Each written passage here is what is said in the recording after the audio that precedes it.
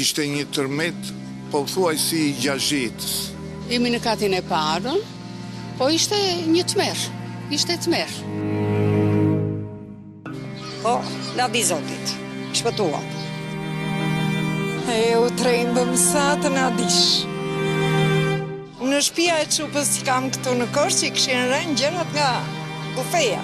Sa ajo është në pallat edhe pallati e ndjen më shumë.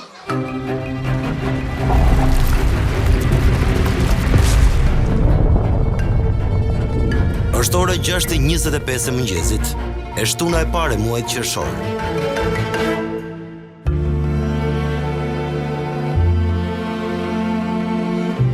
Korça dhe rrethinat e saj janë zgjuar nga lëkundjet e fuqishme të tërmetit. Qindra banor po flenë në qiell të hapur.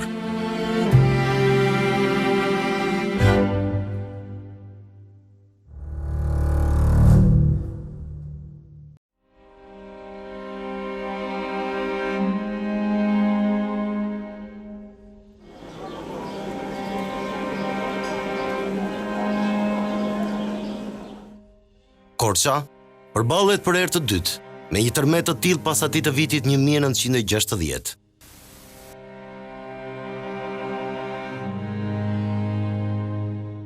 Historiku i Shqipërisë njeh mbi 10 tërmete të fuqishme, të cilat kanë marrë jetë njerëzish, por kanë shkaktuar dhe rrafshuar shumë qytete. Tërmeti më i fortë ka qenë ai i vitit 1851, i cili e kishte epiqendrën në Berat dhe shkaktoi mbi 400 viktima.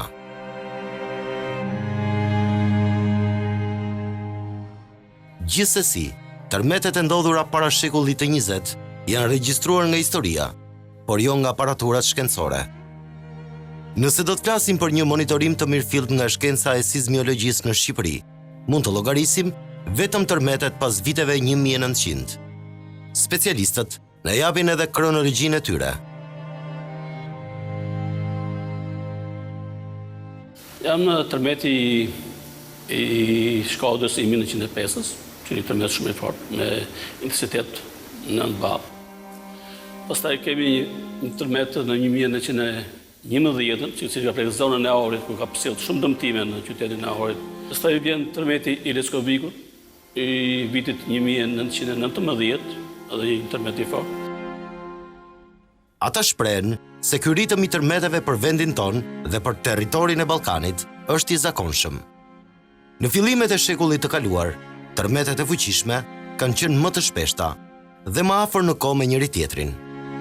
Tërmeti i Tepelenës i Luzatit, 1920-ës, tërmeti i Llogaras, në 1930-ën, me magnitudo 6 dhe me intensitet 9 ball. Tërmet tjetër i fortë ka qenë tërmeti i Qamenikës së 35-ës. Tërmeti shumë i fortë ka qenë tërmeti i Peshkopis i 1942, me shumë dëme në qytetin e Peshkopis. Tërmeti i Urës Vajgorore i Shtatorit 1959, por një tërmeti i Durrësit për se dëmet më të mëdha kanë pësuar fshatat që ndodhen në vlerësirën që shtrihet në jug-perëndim të qytetit të Lushnjës. Sot është qyteti Korçës, ai që ka përjetuar një goditje shkatërruese nga tërmeti. Por ky qytet i ka njohur edhe më parë këto goditje. Tërmeti i fundit me pasoja të rënda për këtë zonë ka ndodhur në vitin 1960. Tërmet tjetër shumë i fortë, ose ka qenë tërmeti i Korçës, për si ne flasim për të zonë sot, i 26 majit 1960, në magnitudo 6, cili ka bërë dëme pikërisht një pjesë madhe të këtyre fshatave që ne kemi të dëmtuar nga tërmeti i 1 qershori. Po të afrohemi më shumë në histori, një tërmet tjetër i fuqishëm ishte ai i vitit 1967, i cili goditi qytetin e Librazhdit dhe Dibrën e Madhe në Maqedoni. Nga ky tërmet humbën jetën 12 persona, u plagosën 174 të tjerë, si dhe u dëmtuan mbi 6300 shtëpi.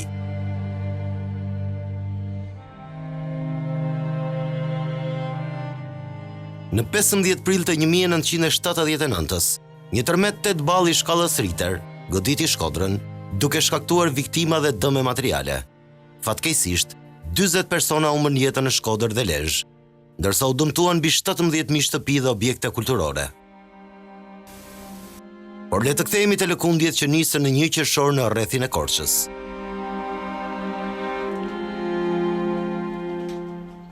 Në këtë datë, 3 fshatra janë prekur nga tërmeti me magnitudë 5.3 i shkallës Richter, ndërsa në 2 qershor, lëkundja më e fortë ka qenë me magnitudë 4 Richter dhe me epicëndër 18 km në jug të qytetit Korçës. Për fat, Shqipëria ka një qendër monitorimi mjaft të modernizuar. Çdo aktivitet sismik kapet nga stacionet e monitorimit në të gjithë territorin dhe përcillet në kohë reale në këtë qendër. Duhen vetëm 3 sekonda nga rënja e tërmetit deri në momentin që lëkundjet afishohen në ekran. Specialistët e Institutit të Sismiologjisë na shpjegojnë me detaj se çfarë ka ndodhur gjatë një jave në zonën e Korçës. Kemi 207 ngjarje, duke filluar që nga data 1. Ky është tërmeti kryesor që ka ndodhur. Kjo është pas goditja kryesore dhe kjo linja këtu është linja tektonike që unë sqarova, pra është thyrja kryesore që është aktivizuar, është një thyrje e tipit normal me rënë në krahun perëndimor. Nga verifikimi i bërë në 3 fshatra, Floq, Qafzez dhe Vidohov, rezultojnë mbi 300 banesa të dëmtuara, prej të cilave 95 të dëmtuara rënd.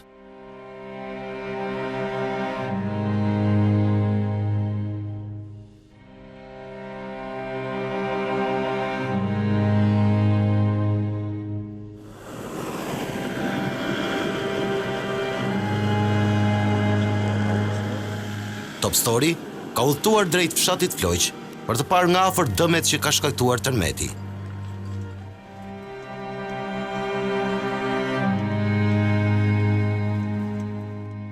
Informacionet e përpunuara në qendrën e sismiologjisë i kanë ndarë goditjet e këtij tërmeti në disa kategori. Edmondi shpjegon se çdo tërmet ka një goditje kryesore që vjen si pasojë e thyrjeve në korën e tokës. Më pas, vijnë goditje të shumta njëra pas tjetrës, por më të vogla. Ato quhen pas goditje dhe vazhdojnë derisa korja e tokës të jetë qetësuar plotësisht. Gjithmonë, rrezikun më të madh e ka goditja e parë. Ndërsa pas goditjet, zakonisht janë aq të vogla sa nuk ndihen nga trupi i njeriut. Ato i kapin vetëm aparaturat. Ajo që shkaktoi më shumë panik në rastin e Korçës është fakti se pas goditjet e tërmetit ishin pak më të forta dhe u ndjen nga të gjithë banorët. Që nga data 1, aktiviteti është në një rënje eksponenciale. Ndërkohë kemi një aktivitet të shtuar në datën 6, por që nuk ka lidhje me me thyrjen kryesore. Ndërkohë, sa i përket shpërndarjes së magnitudave, e sqarova, rreth 52 janë në intervalin nga 1 deri në 2. 88 janë diku te 2-shi, pra bëjmë përqindje më të madhe, pastaj kemi 60 tërmete me magnitudën mbi 3. Dhe 5 tërmete janë magnitudë mbi 4, ndërkohë që 2 tërmete janë me magnitudë mbi 5. Kjo që shihni në pamje është shtëpia e Rahmi Ramollit dhe këtu jetojnë 5 anëtar të familjes. Rahmiu 59 vjeçar, me sytë e përlotur tregon tmerrin që ka përjetuar ai dhe familja e tij në orët e parë të mëngjesit të së shtunës.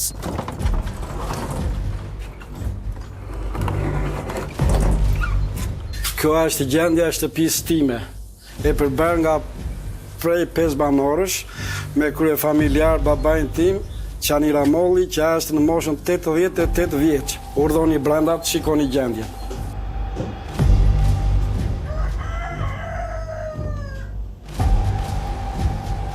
Në shtëpi ndodhesha unë me gruan në dhomën e gjumit këtu ku flejmë neve, në kuzhinë ishte babai, në dhomën tjetër ishte nusja me djalën.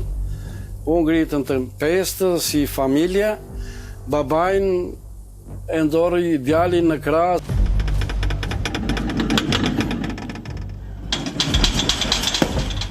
Sol për tërmej!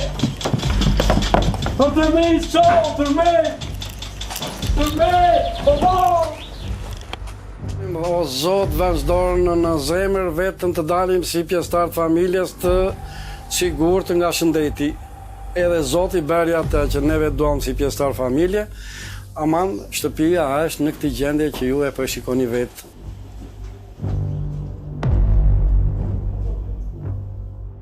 Nosën e kam dërguar në jati, baban e kam dërguar në motra, unë edhe gruaja edhe djali flemën në çadrat ku na ka srehuar Bashkia e Korçës.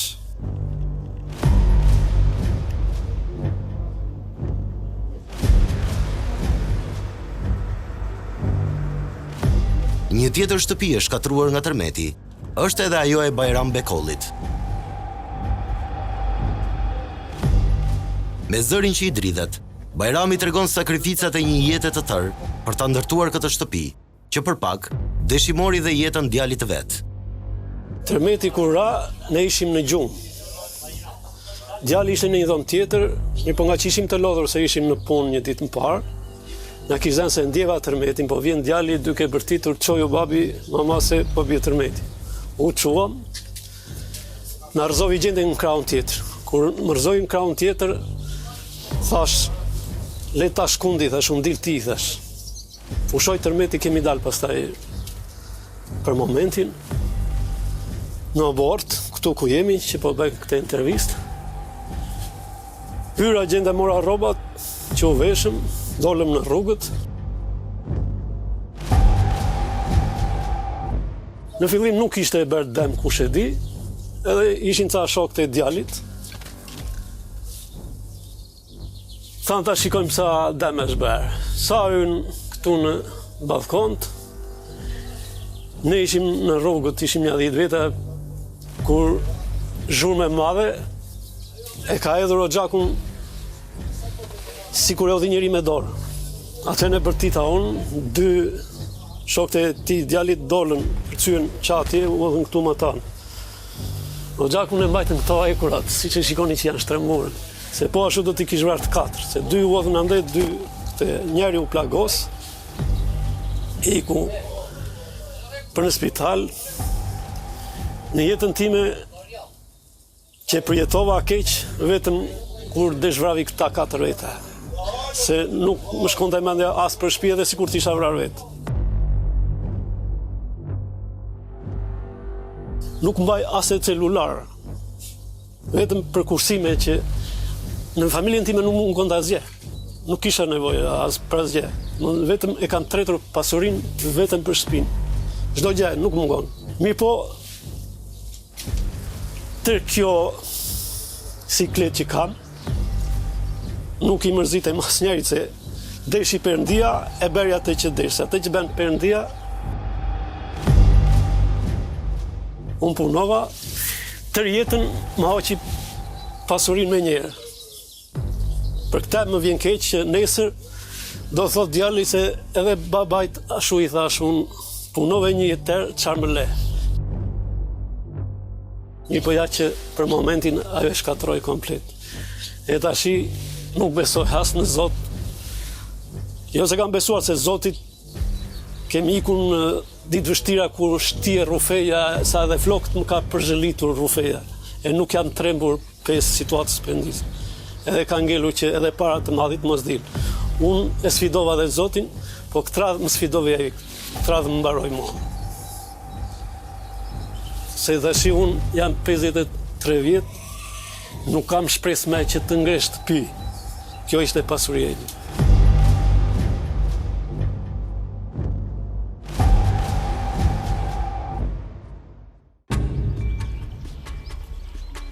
Tërmeti është treguar edhe më shumë i zorë me këtë shtëpi. Këtu jeton Artan Ramolli me motrën e smur dhe nënën e tij. Në 12 sekonda, Tërmeti rënoi të vetmen pasuri dhe stre që kishte kjo familje, duke i lënë në qiell të hapur. Mama ishte një të pak më shpejt, ishte dalë gjumi, e po rinde, në krevat. Se motra në atë kohë zgjoha, unë ishte zgjoha pak më përpara, 2 minuta përpara, motra më gritë në momentin e tërmetit, po zgjoha më njërë. Edhe fillimisht pamë një tërmetit led, një pakët. Ajo s'po pushonte. E troniti jashtë mase.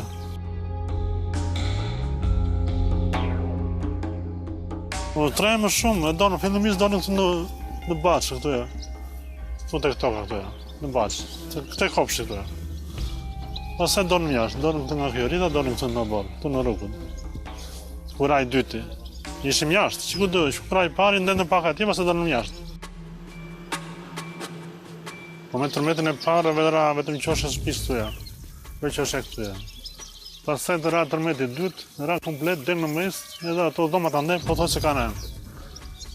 Edhe muret janë qarë, janë bërë cop.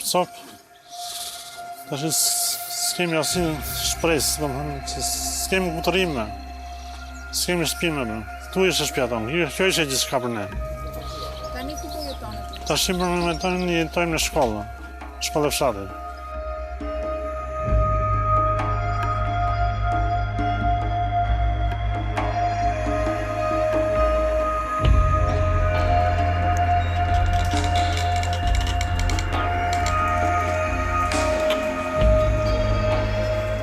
Mundi dhe puna e një jete të tërë, për Enverien dhe Selamin, do të shkërmoqeshin në një ditë. Të dy burrë e grua, në një moshë të thyer tregojnë tmerrin që përjetuan me shëmbjen e shtëpisë. Enveria nuk pranon që të hyjë në shtëpi pasi ka frikë nga shembja. Futu, bir, futu, se unë kam frikë.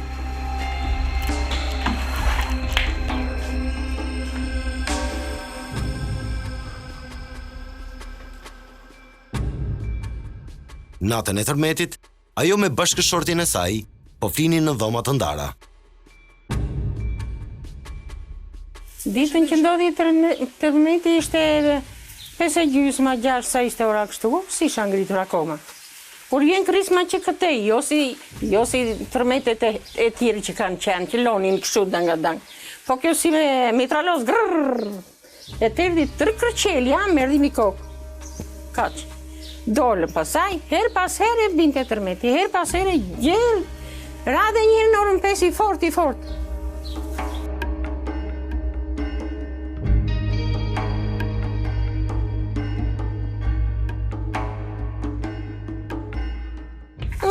Atë trembur, po unë nuk e kam, as mendjen se kam tamam.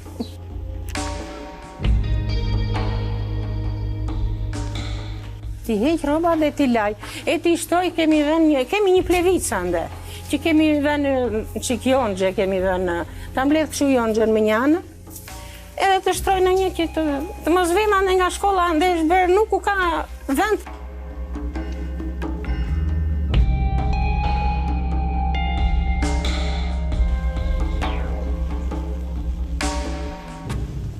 Zgjidhja e vetme që ka mbetur për këtë çift të moshuarish është që të jetojnë në stallën e bagëtive.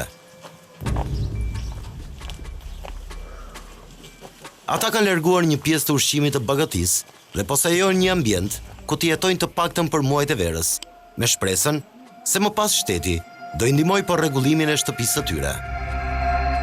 Që na u ndodh kjo levica këtu, nuk bjen në këto, edhe ja këtu tash vuam këto të rasurinat këtu, do vëmë në shinjer, qilima, që kemi, do mundohemi t'i marrim ato që kemi brenda të flem këtu, ta kalojmë si ta kalojmë gjeshtat të përballojmë.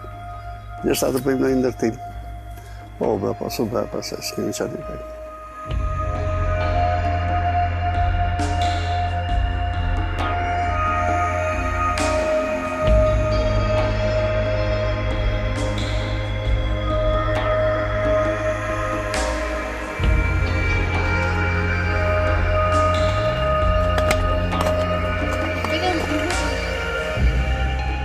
Kjo shtëpi është blerë në vitin 2001 nga Daniela dhe bashkëshorti i saj.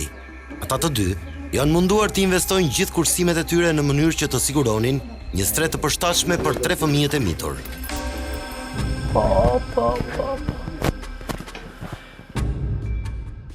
Për momentin shqyr Zotit që nuk ishim në shtëpi dhe nuk e patëm atë të merë të paktën, se unë fëmijët i kam të vegjël dhe kjo do ishte fatale për mua, si nën, si që shikoni edhe vetë, këtu është hapur fare, shkëputur fare që atja, duke dritë. Duke drita në plan po të shikosh, rrezet e diellit kanë hyrë brenda. Është një fatkeqësi, do doja të thesha se një të tërë mezi e kemi ndërtuar të shtëpi me thonjë.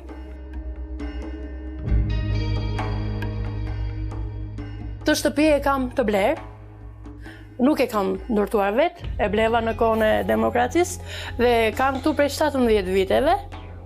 E kemi me migracion, si themi me kurbet, si themi në fshat, e kemi ndërtuar me sakrificë, me gjak dhe pastaj na dhe mëset edhe akoma më shumë. Kam dhe dhomën tjetër që shapur komplet fshatia.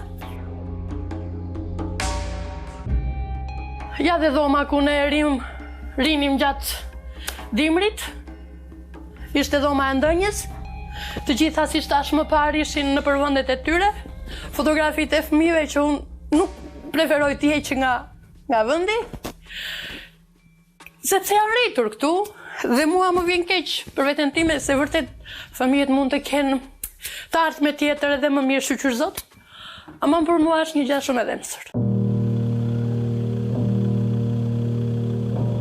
Varfëria në fshatin Ploq duket se është ulur kombëkryq.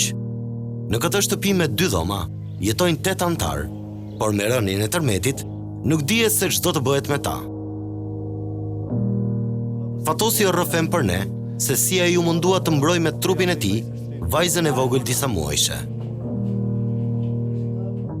Ishte ora 6:30 e mëngjesit, të gjithë familjarët ishim në gjumë, domethënë normale. Të dyja domethënë panoj me gjithë vëllajnë. Vëllai vanonte në kjo dhomë, unë isha në dhoma tjetër. Ishte ora 6:30, shkam edhe çupin 4 muajshe, forshi domethënë në krevat, po lëviste krevati në atë moment. Unë dola përsipër po mbroj atë se po vinin suvara tëra. Këteja mbesa ishte shtrirë në divani këte e alarmuar me vrap se po vinin copat nga lartë, e trembur të vllai, nusja e vllai, të gjithë mbrojmë në një dhomë, tash s'dinim, nuk po gjetim dot derën tash për të dalë në atë moment. Aq të tension. Vazhdoi rreth 10-12 minuta, 10-12 sekonda tërmeti që po lëkush, po ishin dridhjet të tmerrshëm. Sa miqtë po na gjithë. Unë munduam sa dolëm deri për jashtë. Në atë moment sa dolëm deri për jashtë të tensionuar, s'po mbrithi mendin çfarë po bëhej, tash aq në tension dhe në frikë ishim. Qëndruam pasaj për jashtë se kishim frikë. Sa futeshim brenda 2 minuta, 5 minuta, duke u drejtur, duke jashtë. Vazhdovi prapë, u munduan sikur se tham njerë do jetë. Ata e prisin, se s'kishim parë tërmet të këtij, kishim parë tërmet, lëviste një ambazhure, e dini atë tërmet. Si ky s'kishim parë, s'kishte bërë vaki që të shuj.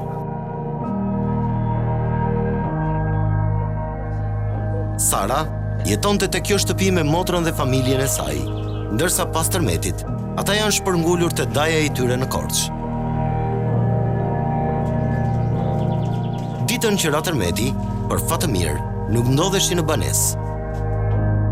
Pamje tregojnë dhe vetë, shtëpia mbrapa ka rënë fare, gjithashtu dhe tavani i katit të dytë. Vetëm këtë shtëpi kemi, ne jemi strehuar në daja dhe s'kemi vend tjetër ku të shkojmë, nëse nuk na ndihmojnë me restaurimin e shtëpisë.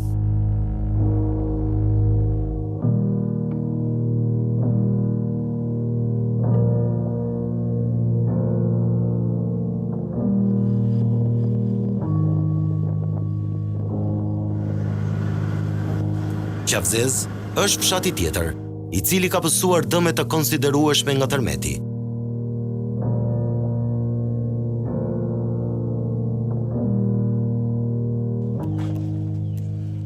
Kjo që shini është shtëpia e Manuele Rapushit. Ajo është shkatërruar plotësisht, muret janë të qarë dhe dyshemeja mund të bjerë nga momenti në moment. Një pjesë e familjes së Manuelit pas tërmetit, jetoj në këtë çadër që kanë vendosur në obor.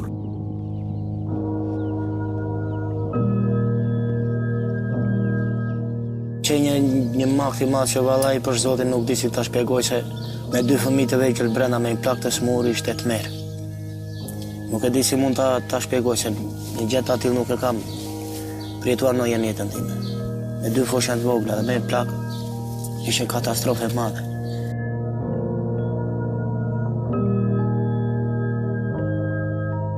Arrit aty, në nxora edhe fëmijët e plakun ka dalë në borë, ja këtu ku jemi tani. Këta gurë që janë shuja, kanë për tokë diku 1 metër lak fëmijës që kishan krah. E nuk e di si bëhet. Jemi ullur aty mbi çadrën, që kemi ngritur sot që na i ka dhënë bashkia kjo. Edhe Ka vullu fëmijët e plakun aty, ka filluar po binin gurët e tjera, shapu shtëpia, edhe nga jashtë, edhe brenda është mos më keq. Eshin 4 ure madhe, nuk di ku të futesh kokën. Shqyr me këto çadra deri tani, po nuk rrihet aty me 2 fëmijë. Të vegjël, 3 dhe 2 vjeç, s'mundin bajan do të aty kam korçë. Shembja e shtëpisë dhe kushtet e vështira që po kalon familja e kanë detyruar Manuelin që të marrë një vendim shumë të vështirë për 2 vajzat e tij të mitura, 2 dhe 3 vjeç, duke i lënë ato në jetimore. Nuk futen dot brenda, 2 fëmijë për të rritur, po të bëj aty brenda çfarë, ku do jenë ato? Pak janë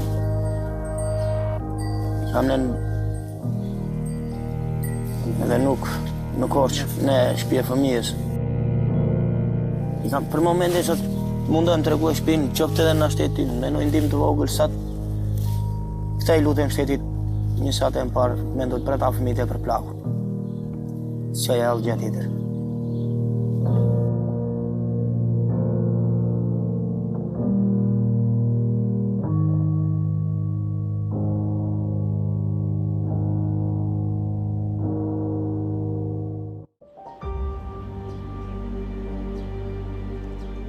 Leze Roli, në momentin e tërmetit mendoi se humbi përgjithmonë djalin e saj 10 vjeçar.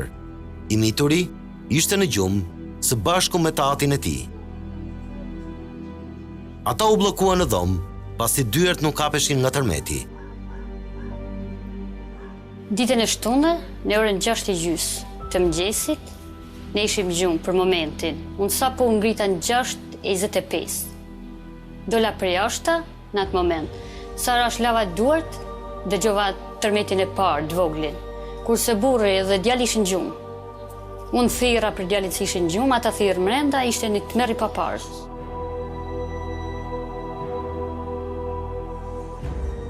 Po për momentin i binte burri xhamit, me gusht që thajt djalin, nuk thaj, ishin bllokuar dyert, dritaret, ata thërrisnin mua ke shtap derën, unë sa hapja dët derën. Unë thira pastaj, qava se, thash ngeli djali. Merenda. Kena përjetuar të merë. Zdo më gjamë vetëm shpit në e bajnë, pak të futim kokë. I hapi burri me zart, i ram njerës me shqelëm, edhe më vra bile gogja. Edhe doli, po djali në atë moment kur doli si 13 fikët. Nuk rrinte i grirë, nuk fliste veç kisha apsyn.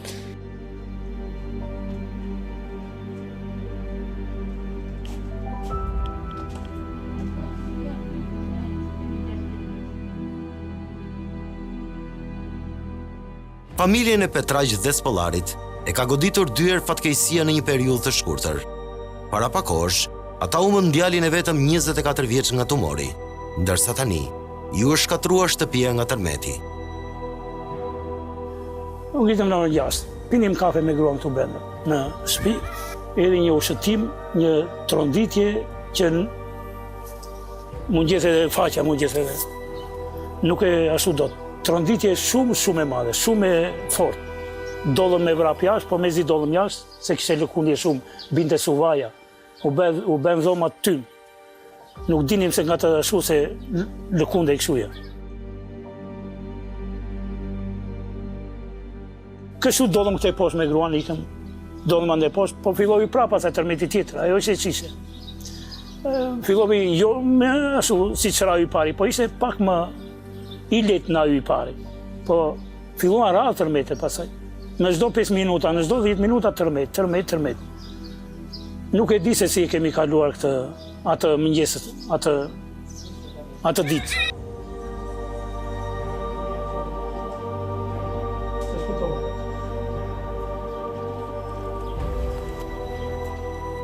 Ervis Roli jeton në shtëpi me nënën e vet të moshuar. Në momentin e tërmetit, ata kanë qenë në gjumë. Edhe pse i ka dalë me njëri jashtë, është kthyer përsëri që të nxjerrë nënën e tij, e cila nuk po dilte dot. Po jetoj vetëm me nënën, ishim në gjumë, në mëngjesin e ora 6:20. Ka një lëkundje në fillim, e avashtë, aty kam deri, jam ngritur, kam dalë për jashtë, kam hyrë prapë brenda se s'lëvizte mamaja në krevati, jo se është vesmur, kështu po është me tension u tremt, po s'lëvizte. E mora dhe atë në zonën, kur lini mune e dera, aty mbuluar, Derisa Marovi dolën për jashtë, sa në gjithë kohës në shqitë, që atë të filloj shiu më mbrava.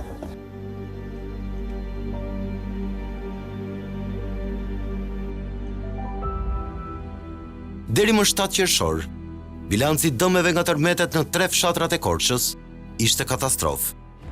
Mbi 124 banesa janë të pabanueshme, ndërsa rreth 100 të tjera kanë pësuar dëme të rënda. Numri shkonte 120 banesa të dëmtuara rënd, por gjithmonë numri, lutem, do t'i marrim me parafërsi, sepse edhe rreth 300 janë gjysej. Pra 200 sa janë të dëmtuara let. 320 banesa janë të prekura.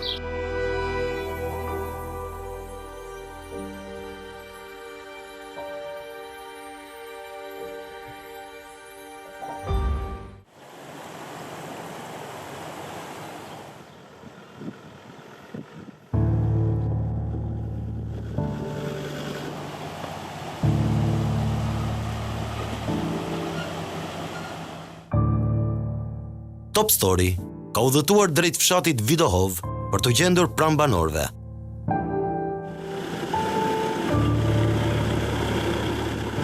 Rruga është e amortizuar në këtë zonë të përhumbur të Shqipërisë.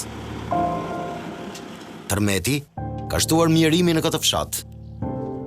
Një pjesë e mirë e banorëve jetojnë me ndihmë sociale, ndërkohë që nuk plotësojnë as nevojat minimale të jetesës.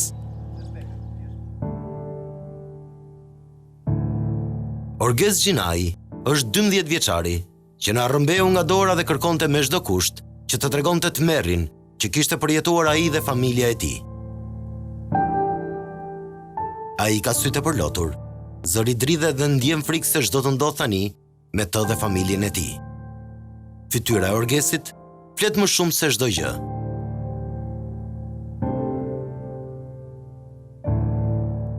Unë po flinja me çupën e xhaxhait. E rana të coprat këtu, më zuri këshu, edhe dolë më direkt për jashta.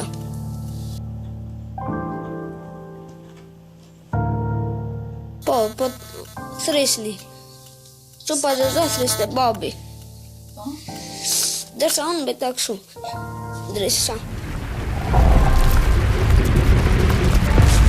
Orgesi të vejt, jashtë të vejt.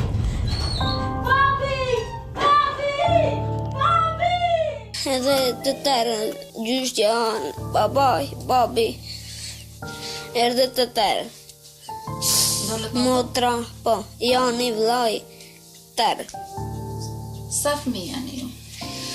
5.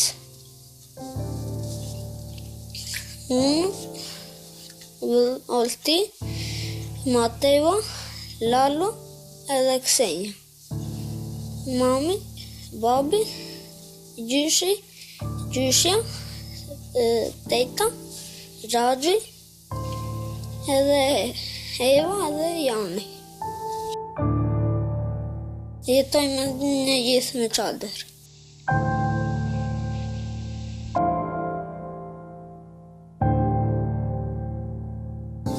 Kësëra dhe raj forte.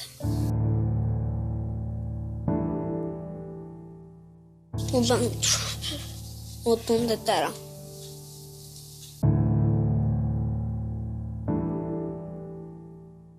Në trejnë bapësën beta këshu, trisha. Erdi vllai, më kotiste. Erdi Xhaxhai pasën mirë të uje, nga Turia. Erdi pasë qupa e Xhaxhait, ju i kugjua, fare.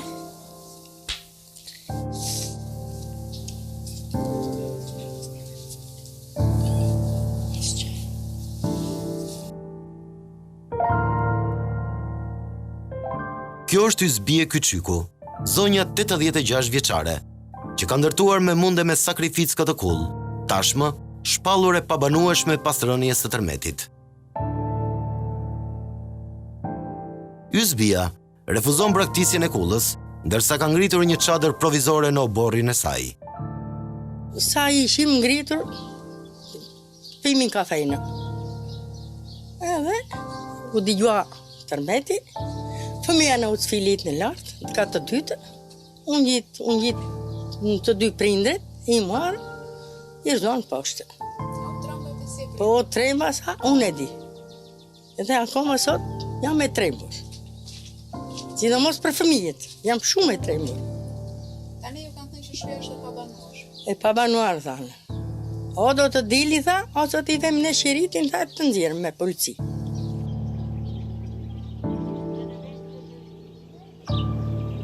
Kam keq. Të vete unë kaq e vjetë, të vete të rritë kalive? Kam keq. Ska.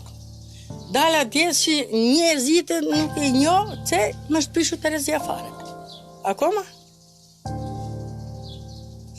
Bekemës me më do të so. Akoma s'ka me. Këtë vejtë për mua edhe për familjen. Që ti shoja ashtë dhe këtë moshë. Po të kisha për të jetuar poshte për pjetë, nuk u rinja këtu, të zvarosem njërande. Se s'kam pa pori këtu. Kut vete.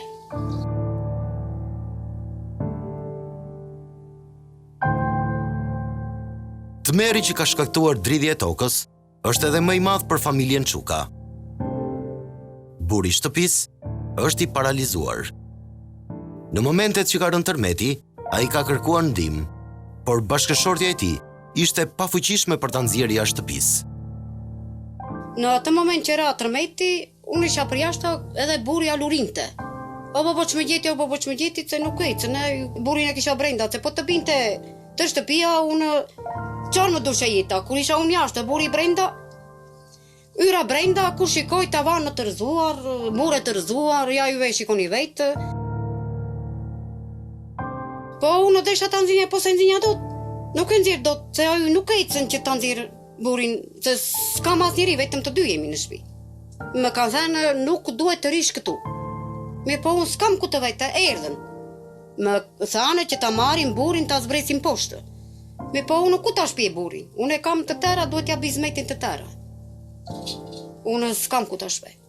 Buri me zjarë dhe ngrin, jo ta shpej të ri për jashtë të qatërta, për të unë nuk e mbaj do të qatërt. Unë i thash, unë nuk e lëviz burin për shpise, se unë po më ram, më gjeti që më gjeti, nuk atë gjumë që e bajmë me frikje. Se po të bire një tërmet si qëra atere, neve...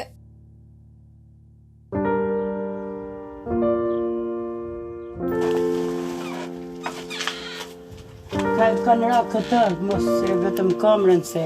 Majlinda Sokaku dhe Glantina Axholli janë dy nëna që rrisin vetë fëmijët e tyre, pasi bashkëshortët e tyre vuajnë dënimin në burg. Pas rënies së tërmetit, shtëpitë e tyre janë të pabanueshme. Në shtëpinë e Majlindës është shembur plotësisht një dhomë dhe si për ironi, ka mbetur në këmbë vetëm dera e saj. Unë me dy fëmijët, flinim dy fëmijët në njërin divan, kurse unë në divanin tjetër. Edhe kur pam që po u trëndit e tërë dhoma, ngrita fëmijët edhe dola në balkon. Nga tundjet e tërmetit, 2 hapa tërmeti na hidhte para, edhe 2 hapa prapa. Pastaj dolëm në balkon, kur një gjumë të tërë njerëzit bërtitnin, thirrnin. Një tmerr i vërtet.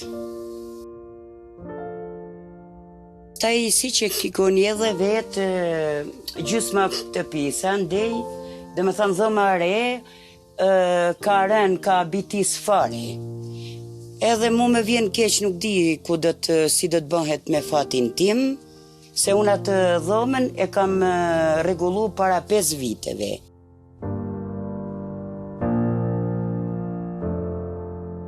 Isha me vajzën edhe me 3 fëmijët e tjera. U tund komplet shtëpia, nuk e dimim se qa po ndodhte, filluan po na binin tavanët në kokë, fëmijët u trembën, u dramatizuan. Në atë moment ka marrë vetëm vajzën e vogël 2 vjeçe që mbesën, do me thënë, edhe kemi dalë të gjithë jashtë, vajza tjetër, vajza ime që është 14 vjeçe, ajo po flinte gjumë. Asaj çdo gjë që ra nga lartë i ra komplet në kokë, u tremp, doli jashtë duke bërtitur, duke qarë.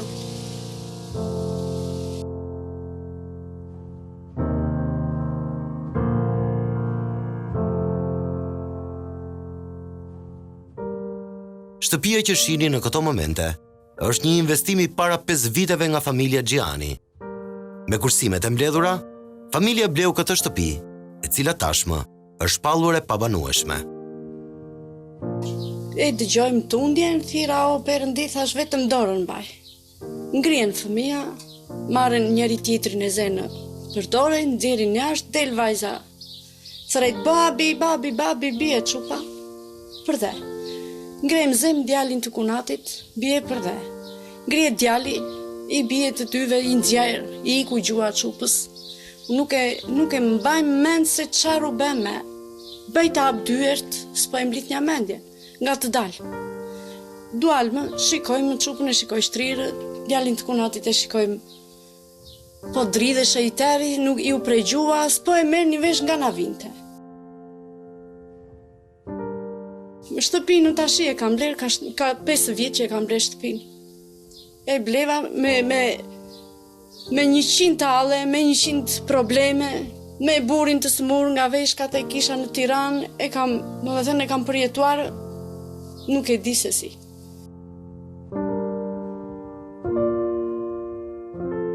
Ajo që u pasqyrua në këtë dokumentar ishte dëshpërimi i disa familjeve të këputura nga varfëria dhe ku tërmeti rrafshoi të gjithë jetën e tyre. Në Shqipëri, ende nuk ekziston detyrimi për sigurimin e pronës. Debatet për një ligj të tillë janë rikthyer sa herë në Shqipëri ka pasur fatkeqësi natyrore, si përmbytje dhe tërmete. Disa drafte janë hartuar, por nuk kanë kaluar dot në parlament. Këtë praktik tashmë e kanë miratuar prej kohësh vendet fqinje me Shqipërinë. Në çdo vend tjetër, sigurimi i shtëpisë dhe pronës është detyrim ligjor. Kështu, kur ndodhin fatkeqësi natyrore, qytetarët nuk mbesin në dorë të politikës, por kanë një kontratë të mirëfillt me kompanitë e sigurimeve. Nëse do kemi një ligj të tillë, natyrisht që do kemi të mbuluar këto interesat qytetarëve dhe do kemi zgjidhur një problem shumë të rëndësishëm pa përdorur taksat e tjera të cilat janë grumbulluar për interesa dhe zhvillime të tjera të interesit publik. Por, sa të nevojshme ka Shqipëria, një ligj që detyron sigurimin e banesave kur vjen fjala për rrezikun nga tërmetet. Specialistët na thonë se vendi ynë është i vendosur mbi 2 pllaka tektonike, të cilat janë vazhdimisht në lëvizje. Kjo na rrezikon shumë që të kemi tërmete të herpashershme. Territori shqiptar është një nga territoret me aktivitet seismik të dukshëm në Ballkan. Ku e pasur parasysh Turqinë, Greqinë, Shqipëria zëvendin me tretë përse për këtë aktivitet seismik. Disa tipe tërmetesh, po ato që prekin Shqipërinë në mënyrë intensive janë tërmet natyror, tërmet tektonik, të cilët lindin dhe shkaktohen në saj të këputjes së masave ose të formacioneve që ndërtojnë korën e tokës. Kjo shkputje vjen për arsye se sa korët toksore asnjëherë nuk është në qetësi, por është gjithmonë në lëvizje. Nëse shikojmë artën, ku paraqitet rreziku nga tërmetet, e kuptojmë më qartë. Shqipërinë e prek brezi me ngjyrë të kuqe të errët, i cili kalon edhe në Greqi dhe Turqi. Kjo tregon rrezikshmëri të lartë nga tërmetet. Pra, tërmetet për vendin ton duhet të konsiderohen të zakonshëm. Dhe kjo gjë e bën të nevojshëm edhe sigurimin e banesave. Nëse do të miratohej një ligj i tillë, çdo qytetar do ta kishte detyrim të siguronte pronën e tij. Draftet ligjore të propozuara nga Banka Botërore janë harruar në sirtaret e kuvendit. Propozimi i fundit ishte pas përmbytjeve në vitin 2017 në Fier, por ligji përsëri nuk kaloi. Zoti Ponari ka një shpjegim se pse politika nuk e kalon një ligj të tillë. Ai thotë se kjo do ta bënte qytetarin të fortë dhe politikën të dobët. Do kemi qytetarë që nuk kanë nevojë të ulen dhe të shkojnë dyrëve të bashkisë në rast se ju digjet shtëpia, apo ju dëmtohet apartamenti, apo bie tërmeti. Nuk do të qajnë në rrugëve, po do shkojnë te kompania e sigurimit se kanë një kontratë. Pra, kjo do të rrisë rolin e tregut të sigurimeve fuqishëm dhe qytetari do jetë i pavarur. Industria e sigurimeve në fundit krijon personalitete, krijon njerëz të pavarur nga shteti dhe është ajo që në fundit jep individualitetin çdo qytetari dhe çdo njeriu. Sigurimi i detyrueshëm i banesave ka edhe një aspekt social. Sa do t'jetë çmimi dhe a janë në gjendje familjes shqiptare të përballojnë këtë pagesë? Primi i sigurimit për këto lloj rreziqesh varion nga 10 euro deri në 50 euro do thoja. Pra është një vlerë shumë e vogël, por që është shumë e rëndësishme në rast rreziku dhe në rast dëmtimesh të kësaj natyre. Pra, minimalisht me 10 euro në vit, shtëpitë e shqiptarëve do të ishin të siguruara. Sa herë përmbyten dhe sa herë bien tërmetet, nuk do të kishin më nevojë për politikanët që as gjysmën e premtimeve nuk i mbajnë. Janë këta të fundit që pikërisht nuk e kalojnë një ligj të tillë. Ata i përdorin fatkeqësitë për fushat elektorale dhe për t'i bërë reklam vetes. Këto fatkeqësi të gjithë zyrtarët e politikës të Shqipërisë i kanë përdorë si fushat elektorale për thënë po, ne ju kemi në dorë, ne ju kompensojmë, ne ju do t'u japim parat në rast përmbytje, siç ka ndodhur Shkodër, në Fier etj, në rast tërmeti siç ndodh tani në Korçë. Sot po vuan Korça. Nesër mund të jetë një zonë tjetër. Por le të shpresojmë që fatkeqësi të tilla nuk do të ndodhin më kurrë. Megjithse shkencërisht kjo duket e pamundur. Detyra jon është të jemi sa më të përgatitur